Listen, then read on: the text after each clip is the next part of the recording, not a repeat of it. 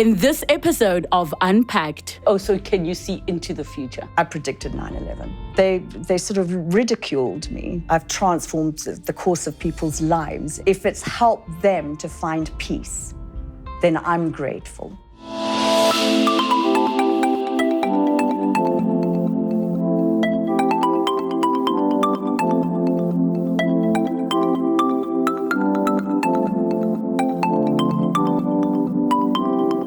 The life of a psychic. Many people, when they meet a psychic, all they want to know about is what's going to happen in my life, or what does this mean, or what's going to come of this relationship. Today, we are finding out about the life of the psychic. This is their story. Let's unpack.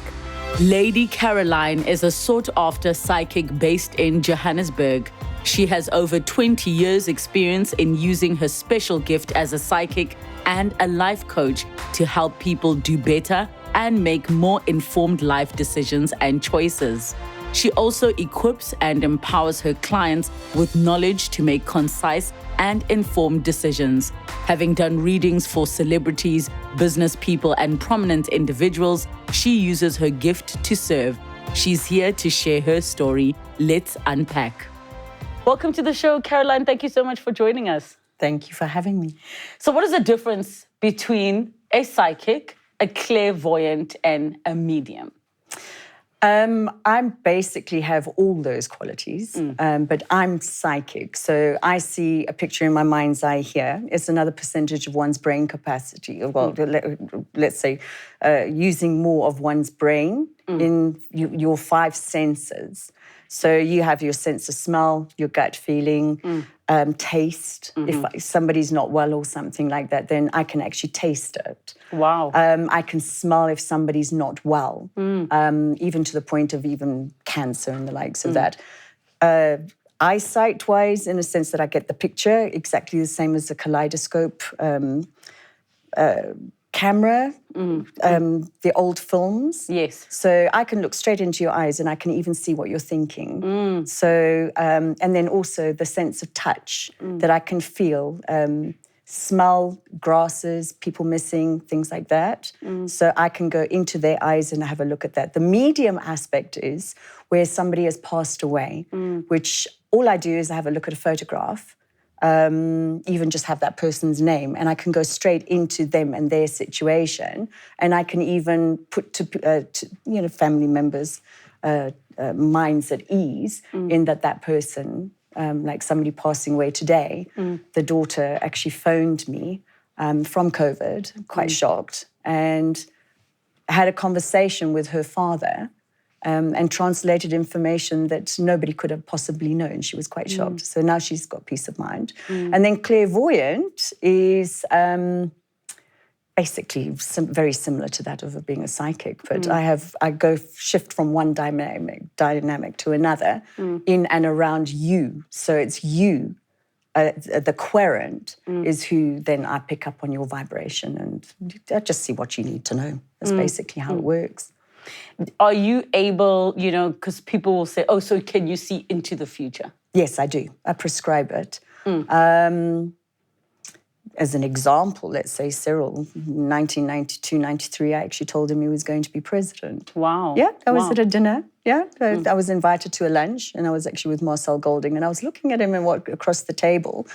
And I actually said, he's going to be the president. He's going to be president. And yeah, even when I was at the SABC, they would offer, when they were going for the voting and things like that. And I said, yeah, he's going to be the president. And here he is today, the president. Exactly that, yes.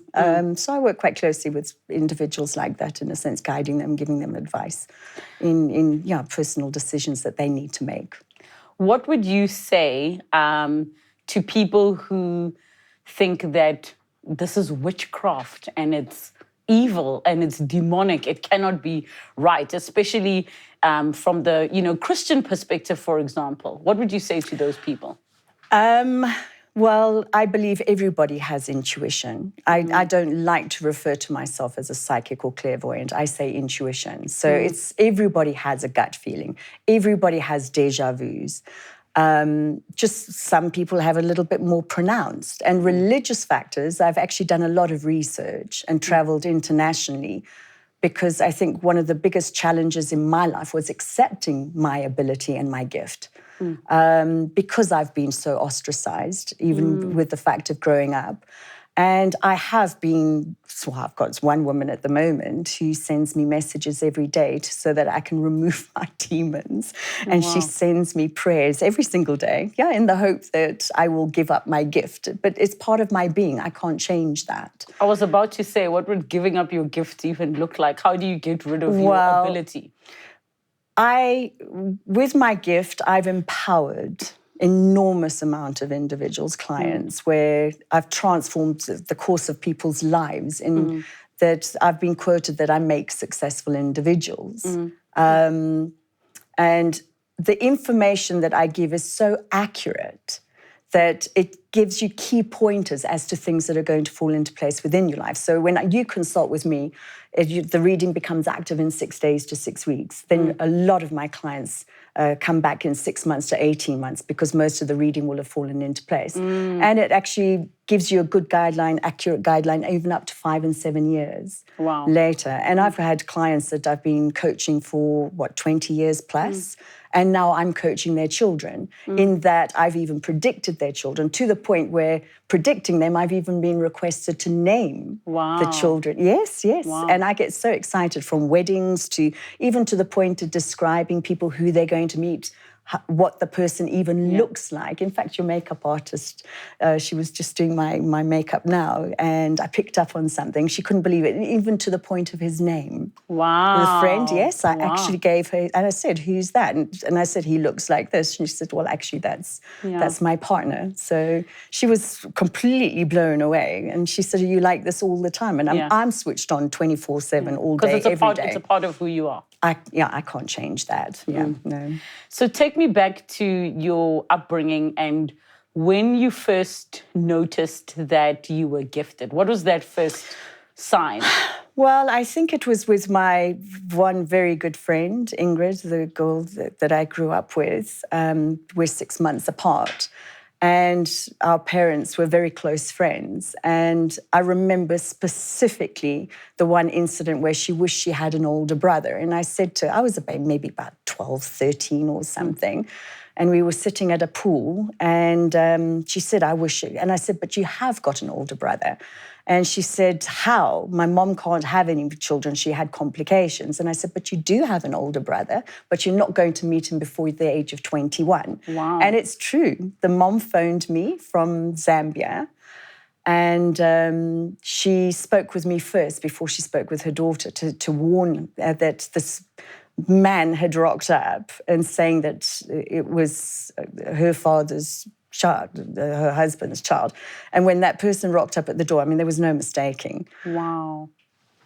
Resemblance was so remarkable. It was actually crazy. And that's where my friend, she was very, very surprised. And she said, but you told me this years and years ago. And it's just silly things like that. But what made you, like for you, how did that message get received? And maybe I'm not articulating it as accurately as It gave her peace of mind. I mean, for you, as in for you to say those words, how did that come to you that, oh, but you have an older brother? Because I could see him in my mind's eye. And as I knew spoke. It wasn't, yes. Wow. I'm like that. I can be in the company of you. Unless you ask me, I will not intrude on your privacy. Yes. And at the point where she was just almost desperate in wanting a sibling and saying that she wished she had an older brother, and then advising her, telling her, but you do have one. You will be meeting him. You will be introduced to him, but just not right now. So I also gave her a timeline because we were young at that point. Yes. And funnily enough, we were living right beside each other and 21, that's when she met her brother. He flew in from another country to the front door and just said, I'm here. Yeah, she was thrilled. Did you, at the time, were you aware what it meant that you told her that? Yes. Emotionally, I've always been quite wise. I pick up on everybody's emotional states and frames of mind. And I can even feel when somebody's sore, when they're hurting, when they're fearful, when they're anxious. I will even experience it before the person has even phoned. I will even think about that person. And then, true as Bob, my phone I'll get a message or they'll reach out to me, phone calls. It just, when you think about me, I call it the umbilical cord to the universe. Intuitively, I will see you. I will see your face, and I'll know that there's something wrong, that you need me. You will reach out. Yes. And I pick up on that person's emotional state then and there. So as a child, how would, those that raised you, your parents, your siblings have described you? Would they have said, oh, there was always something about her? Well, my siblings, we've all got the ability. My sister uses it in her profession, my brother with his art skills and the likes of that. We've all instinctively got it, but we've used it constructively in all our professions. I'm the only one who is professionally using it. I come more from an accounting type background and the likes of that. So it was a challenge for me in accepting the fact that I was psychic. And if it wasn't for the two people in my life, specifically one boyfriend that I had, and he said, Caroline, you're not normal. He says, you are psychic. You have a gift. You're not meant to be sitting in an office working with numbers. You're meant to be changing a person's life direction and empowering them, because the information that you have is so accurate. You need to realize who you are. It's your full potential. You need to do that. He actually took me, I will never forget, it was a Sunday. He says, I'm picking you up and I'm taking you somewhere, and I need you to trust me. So he took me to the esoteric section of a bookstore. And he says, you're not leaving here until you've picked out a set of tarot cards. I will come and get you shortly. Let me know. And also looked at the ruins. And it's the same very deck that I've got now, and to the point where Clive Barrett, who actually designed the tarot cards, follows me. Because I've become internationally recognized. And I'm the only person that I know of who's actually made a success using his deck. And it's out of print. So, So describe what the family unit was like growing up, because now you say... My mother was a bit of a... she still finds it difficult in accepting, because she's medically orientated. She says, how do you do this? How do you know this? And I said, Mom, I don't know. It's just there. It's the one thing that I trust emphatically is my intuition, because it never lies. It's the interpretation of the information. So she doesn't recognize it. She thinks I'm a bit off the wall. I can see how that can be the case. But has she ever rejected you because of it?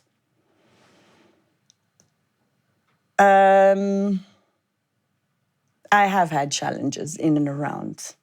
It's not open to discussion. It's also not recognized, and doesn't like to talk about it at all.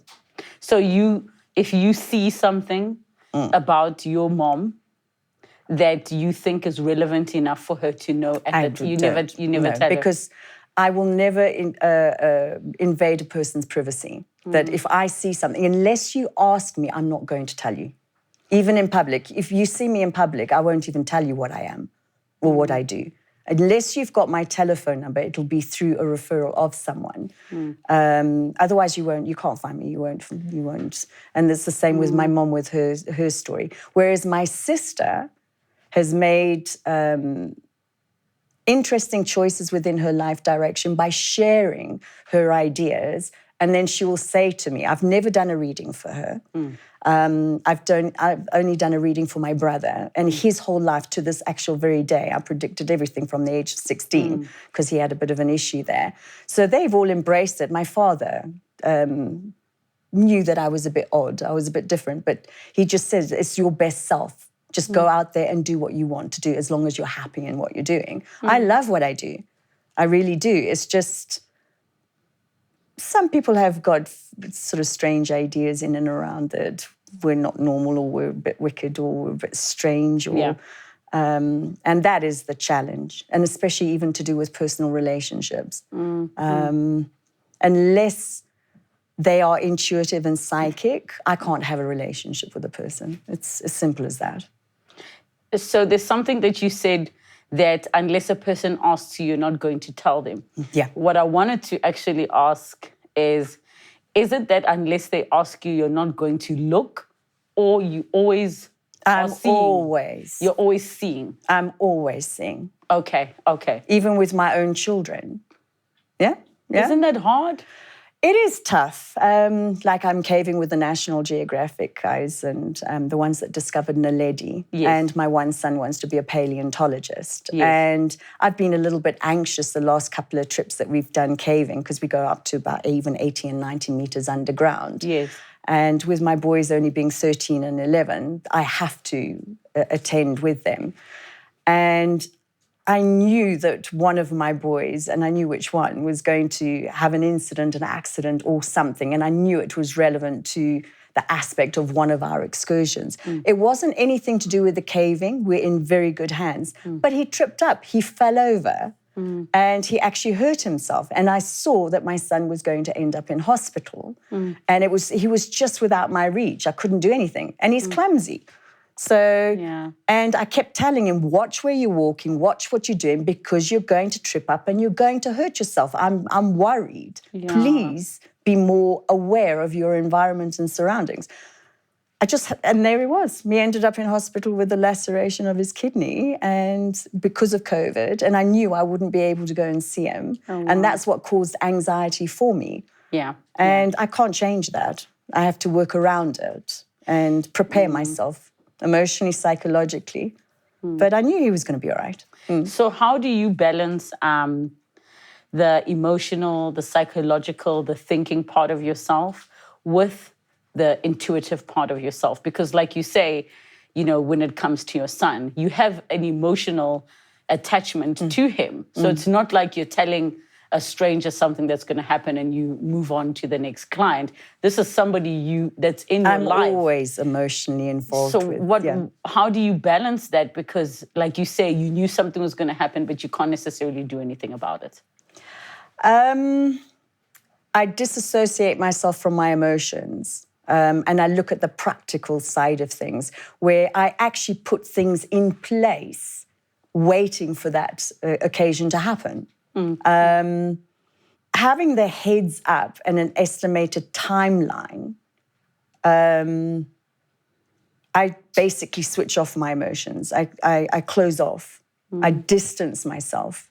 And often or not, I like to be alone. I'm on my own. In fact, my partner even says that I'm a lone wolf, because I'm so independent and disassociate and pull away that some people think it's a little bit aloof or even unemotional. I've even been told that I'm unemotional. To protect myself, I have to do that. And I take a step back, and that's when I'm at home on my own and I'm quiet. Yeah, that's where I have my peace. That's where I have to pull away.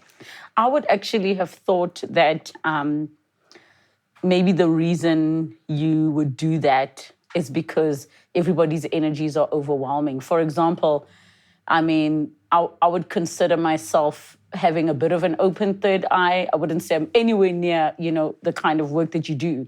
But I get overwhelmed just walking into a mall because like everybody's in it. And even now during the virus, people are walking around I call it the vibration. Yeah. So I would have thought that your reason for being more of a loner is because of everybody's energies and the weight of the things that they carry.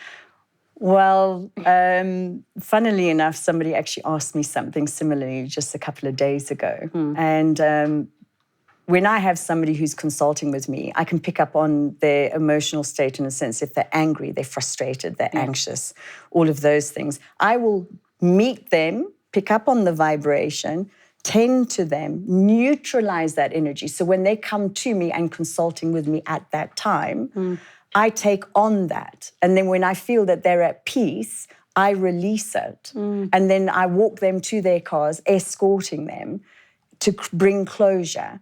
So if I'm in a shopping center, I don't pick up on everybody's negativity. I close off. There's a way of protecting myself. But the overwhelming side of things is when I think I get my emotional disaccord, as I like to call it, is when I'm preempting something, that I can't change it, I can't control it, I can't stop the situation. Give me an example of something outside of what happened with your son. Car accident. I had one recently. And my training partner, Barry, trains me every single morning. And for about 4 months, I was so disturbed and rattled. That's when I'm most switched on when it comes to me in the morning. That's when I have my 2 cups of coffee and I get focused and I've got this little routine that I do. And every time I was training, I would just sit there and I was just get anxious, this pit in my stomach. And I kept seeing the white 4x4, my car, it's going to be written off. And I knew it was going to be a very serious incident, but I knew I would come out. In fact, you don't even know how I even came out of that incident alive.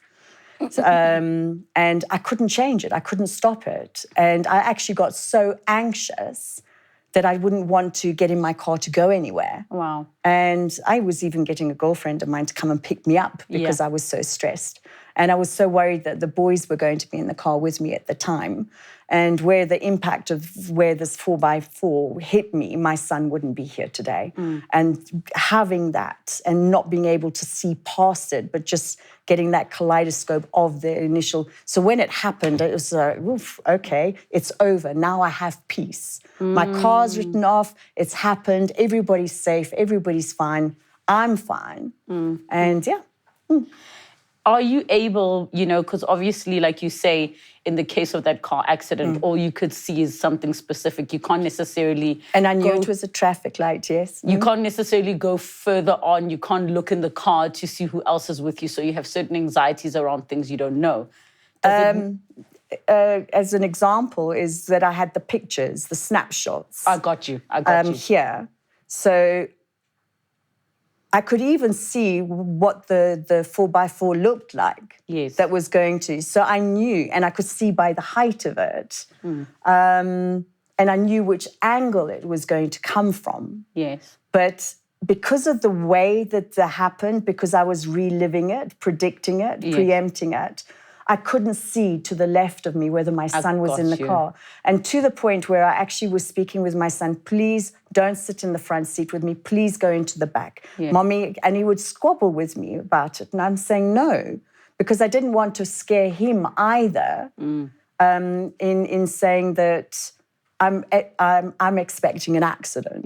I won't talk about it. Barry was the only person who actually knew of the incident because he kept seeing me getting so flustered and this wave of anxiety because I couldn't stop it. I couldn't change it. And he saw how I had to almost pull myself together in a way to almost block it out. I think you saying you're seeing snapshots actually explains it perfectly because one might think, because you said it's pictures, it's just a snapshot of a moment. So it's not like, obviously when we're watching movies, for example, and the way that some of these things might be portrayed is like a little video and you maybe can look around and see what's happening. But I think you explained it perfectly. It's exactly like a negative, a black and white negative. But then I will see, because color gives off a vibration, it'll be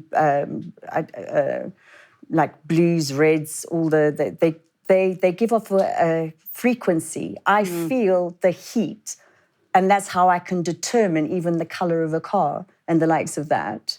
Wow. Black, white, silvers or greys or golds. I don't see those when I'm psychically switched on. So it will come across as more like a sky blue. So I've learned to translate those things through my intuition. And that's how I see color, and that's why I knew it was a white 4x4. It's just because of that, You mentioned that you didn't want to scare your son with regards to the car accident. Do they know about your gift, and what is their understanding of your gift? Oh, they love it. They are psychic themselves. Wow. In fact, my one son, the one story, that's when I realized, okay, fine, my child is no different from myself, was my older one. We were taking them to school, and he's driving along, and he says, Mummy, we're going to do computers today. I'm going, no, my boy, you do computers on Wednesday. Yeah. Today's Monday. You're Yeah. getting your days all mixed up. No, Mummy, you must come and pick me up at 1:45 because I'm doing computers today. So I just thought, I'm not going to bicker with him. Dropped off my one son on the way. No, he's insistent. Mummy, you must come. Anyway, it was about 12:30, and I got a message from the teacher, computer teacher, that she was swapping the days. Oh, wow. And that would I bring my son through if it's a little too short notice, not to worry. And I said, no, I'll make a plan. So I rock up at the school. There he is standing at the gate with his little school bag and briefcase saying, Mommy, you've come to pick me up for computers. And I'm going, yes, my child. And Wow. so, yeah. And he says, yeah, I told you so. And how do you feel about the fact that he has the same gift as you? I like it because they're grounded, they're centered, they know exactly what they want. My boys have decided on their careers already, so it makes life so much easier. And they're diligent. They get on with what they need to do because they know that if they don't follow through and do things, that they have an understanding of that they're failing themselves. And because they have an idea and see certain things, they act upon it. And it makes my life so much easier as a mom. And I have a wonderful relationship with my boys. It's very, very open and honest and straight to the point. And yeah, they've actually asked me to teach them how to read tarot cards. Oh, wow. Yes, and they often or not with my clients, they'll pop in and out, and because I see people on Saturdays. Yes. And most of my clients see my boys, they know my boys, and they actually enjoy them because they're intelligent, they're out there, they're not inhibitioned in any way, and they embrace other people, they're curious, and they ask a lot of questions. They're great fun. And because of the intuitive side, they have a good confidence in what they're doing. In terms of, you saying that before you were in a different profession, now you're doing this full time, your ex helped you, and pushed I had to accept it. What was the moment that you said, okay, this is it, I'm quitting?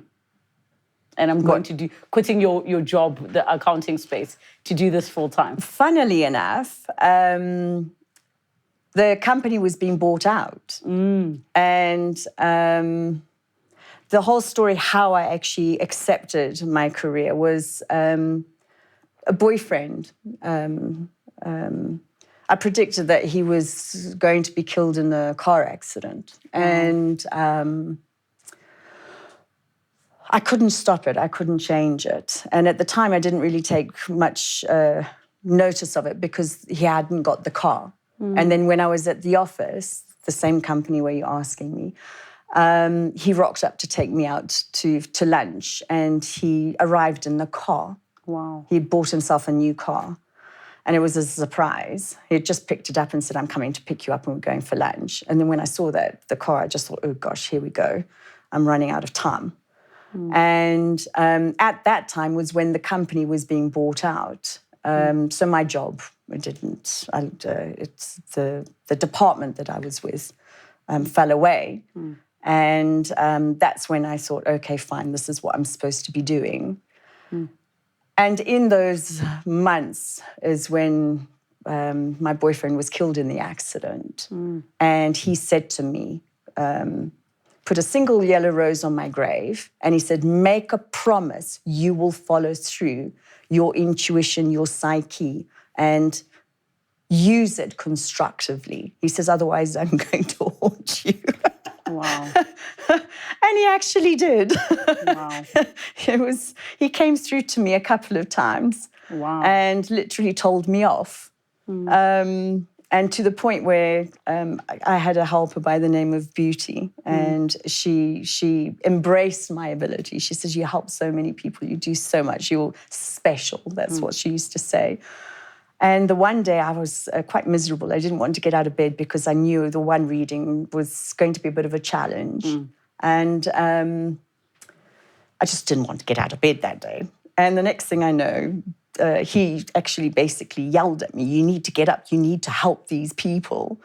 And Beauty had a key to my place, and she actually heard a man's voice.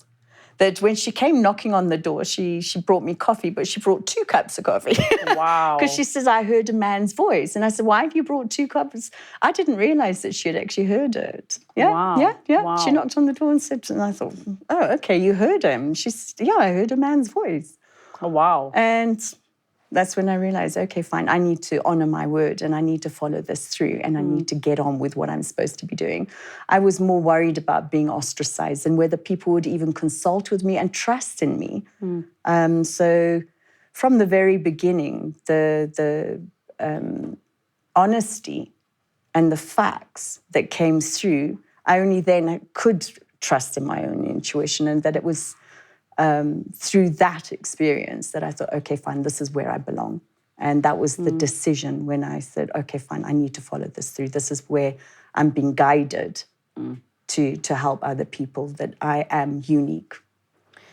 Just in terms of, I don't even want to say the industry, but let me say the industry, because now it's your work and it's what you do for a living.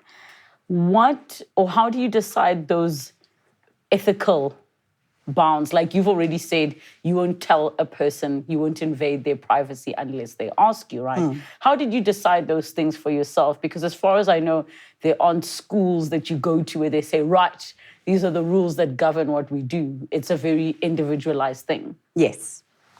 I think each one of us is unique. We all have a different forte, different powers in how we interpret our own intuitions and psyche. There's a lot of psychics out there who just read tarot cards that are tarot readers, yes, as opposed to being psychic. So I have my reservations, in a sense, with a lot. I don't associate myself with other psychics at all, in that I don't want their influence. And I will hear a person's point of view, but I have my own ideas, my own interpretation. I've never read a book about being psychic. I've never read a tarot card book ever in reading what a tarot card means. My own intuition through my deck, the Egyptian tarot cards with Clive Barrett, every picture and the combinations of each card tells me a story. I get a picture while I'm doing the reading. So I don't know any other psychics that works like myself or in my interpretation in the way. So I can't, I don't have too much of an opinion on other psychics because I just don't get involved. I mind my own business. Yes. Okay, no, I think that makes sense, because obviously the space that you are in, you get to decide for yourself what and how you do it. So what are some of the other, would you call it ethical or personal lines you do not cross in your line of work for yourself? For example, you mentioned that you saw the death of your then boyfriend. I'm assuming, and correct me if I'm wrong, that you wouldn't, one of the lines you might not cross is to tell a person when they're going to die if you see it. I have.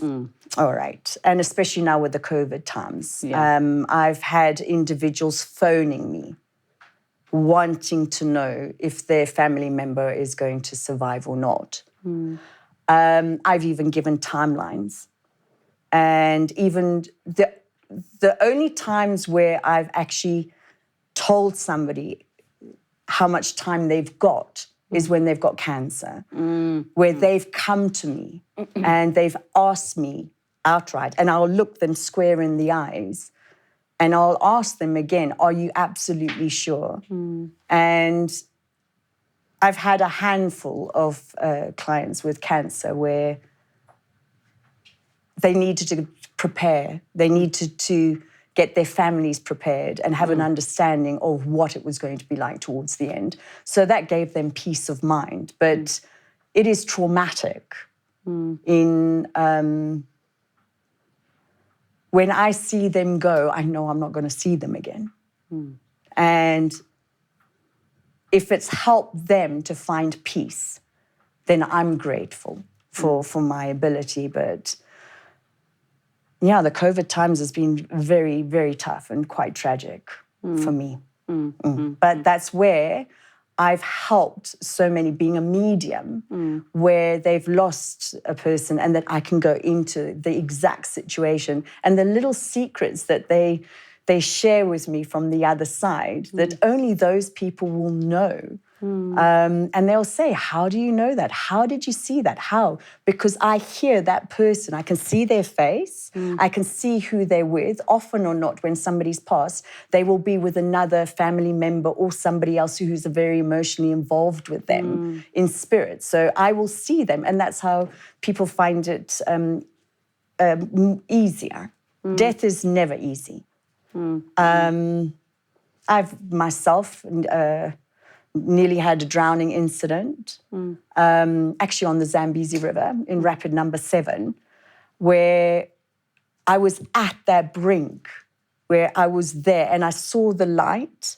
You have no pain. You don't feel the pain as you're going into that transition. There is a music as well, and there's the most purest, whitest light, brightest light.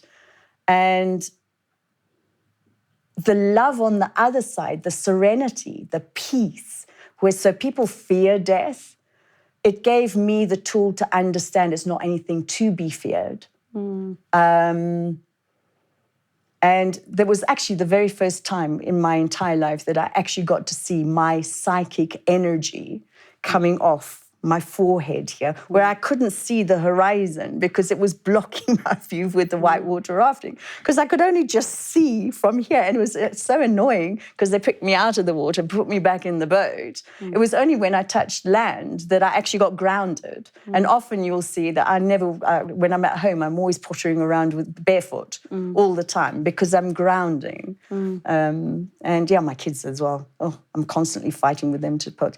And I've just realized it's all part of the intuition and it's all part of it. But yeah, when it comes to the death side of things, it is a challenge when somebody confronts me, and especially when I've predicted something dreadful is going to happen. And when they walk away and I think, oh gosh, yeah. I think maybe the part that people might not see is the human aspect of this whole experience, because I'm sure when somebody comes to consult with you, they're coming looking for answers, looking for whatever it is they're looking for, but you are a tool in that moment to them. But there's the human side with the emotions. So when a client does leave, and as you say, you release the energy, do you ever carry things with you that you're like, wow, that was heavy? Very often. Yeah. Yeah, very, very often. I have an issue where I don't really have much peace of mind even sleeping. It's a challenge because I dream and I see things. I pick it up and I'll witness it, and then I've got to work out where that scenario and who it belongs to. So when a person comes with me, and then when I'm actually in the throes of doing a reading, then I'll think, okay, fine, this preemption and dream that I've borne witness to belongs to this person. I even do it from a global perspective, where I've got people who consult with me, where 9/11, I predicted 9/11. I actually knew of a person on the second aeroplane. I was at a dinner, and we were just talking. It was a Shabbat dinner with Albert Wine. I'm not going to say his name, but it's Albert. And they were talking about the stock exchange and things like that at the time. And I said, I just piped up that Wall Street was going to be closed. And they said, that's not possible. Yeah. And they said it happened when they had the Vietnamese War or something, that apparently it was closed at that time. I didn't know any better. And they sort of ridiculed me. Albert didn't, but the other people at the table did, because they're quite high-profile individuals in the finance world and the likes. And they said, well, it's not possible. And I'm going, well, there's going to be a massive catastrophe. And I said, there's going to be lots of lives lost. And the impact of this scenario, I said, it's not a war, but it's going to be tragic. And I said, that is why Wall Street is going to be closed. And they said, oh, well, with us and the shares and our portfolios and the likes, can you give us some timelines? And I said, the first week of September to the 9th of November was the exact numbers that I gave. Yeah. And I happened to be in Zambia at the time, and I'd been whitewater rafting again. And I got a message that I needed to put when I came out and put on the TV. And that's when I saw the second airplane going into the... And I thought, and I said to Albert, with the message, this is why Wall Street is going to be closed. And he says, that's what I wanted to know. And he said, do you remember, you said the first week of September to the 9th of November. You gave me those timelines. And they all made money from that incident. Wow. That's when they changed their attitude towards me and actually believed in me. And the same with the tsunami. I had Paul, and I begged him. I said, please, Paul, don't get on that plane. He says, I've already booked my tickets. I'm going to propose to Gabriella. Yeah. And I said, I don't feel comfortable about this. Yeah. I don't want you. I said, you're going to make the front page news. Yeah. Which is exactly what he did. Yeah. And I'll never forget, instinctively, I just put on the TV, and the aeroplane was at OR Tambo, and his sister and his parents were on the runway receiving him. And he had a South African flag. On his coffin. And I couldn't change it. And it's still, that story still to this day affects me quite badly. And I begged him. I begged him. I said, please don't go. And he said, no, I'm going to propose to Gabriella. And you predicted her, and she's going to be my wife. I think what I'm taking from what you are saying is there is a certain weight that you carry with your gift. All the time. Would you say there's certain aspects of it that are burdensome? Yes. I carry it with me all the time. Is there Having anything- those things, having the knowledge of those things, and I can't turn it off. Like the story in Mozambique, the Boko Haram attack. I predicted it in December, and I actually messaged someone. It's on my phone, it's on my records, where I had this picture in my mind's eye about what was going on, and I actually typed out the message, and I said, I am so shaken by what's going to happen. And then he said, what timeline? And I gave him the exact timeline to the days of when to anticipate this story. But they couldn't change it. It's part of them and their work and what they do and the likes of that. Witnessing those things before they happen is the burden. And when you can't do anything about it. Yes, I feel powerless. Yes. And it's karma. They say in Arabic, it's kushir maktub. It's God's will. It's written. Yes. And I often quote that. Most of my clients know that. It comes from The Alchemist by Paulo Coelho, where they use that. That's where I would use that. I would say that word at that time. It's kushir maktub. I can't change this. I have to accept the situation. And I can't stop it. It's just like floodgates of information that comes through. And especially first thing in the morning. Sometimes I worry about when I first wake up, because that's when I'm at my most heightened state. And those are the type of stories that come through at that time. And it's global. Yeah. What would you like viewers to know about your gift and what it's done for you in your life?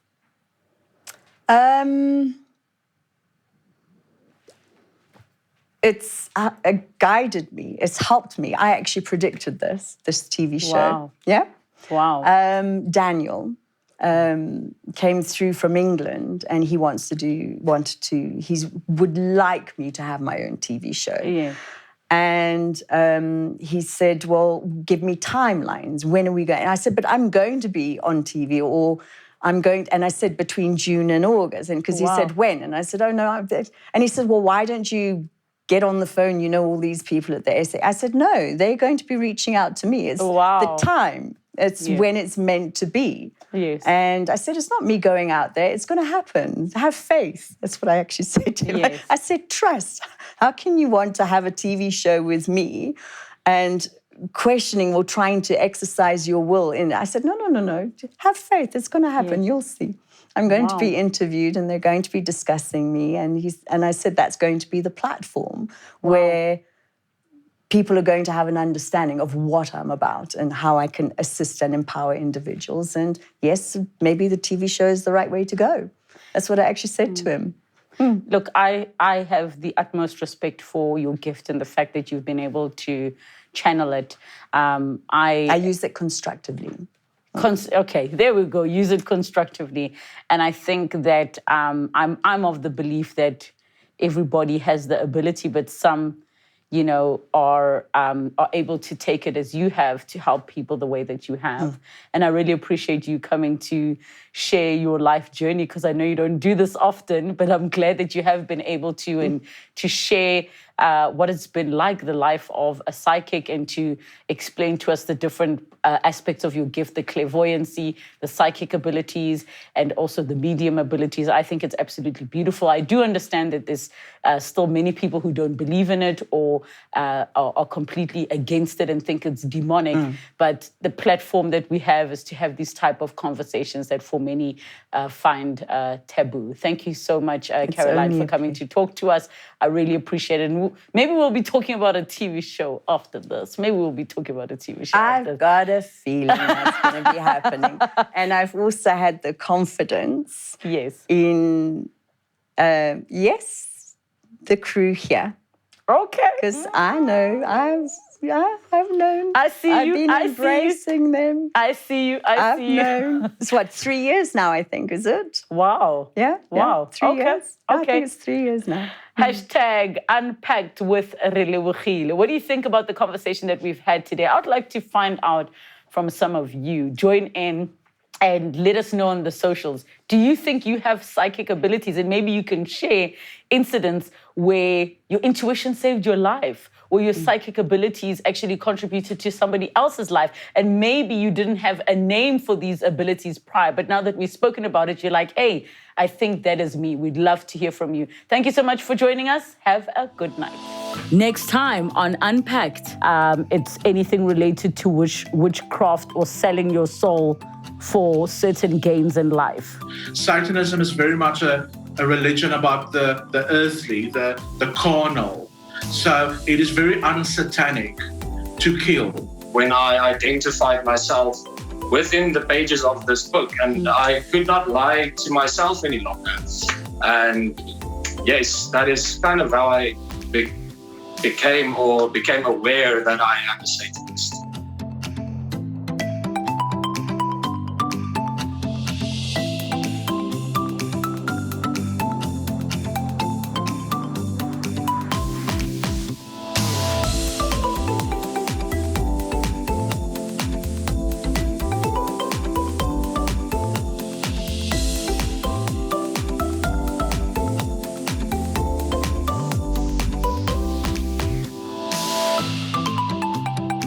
Unpacked with Relebogile Mabotja. New episodes weekdays at 5:30 p.m. on my YouTube channel. Don't forget to subscribe. Television edited broadcasts weekdays at 5 p.m. Open up to S3.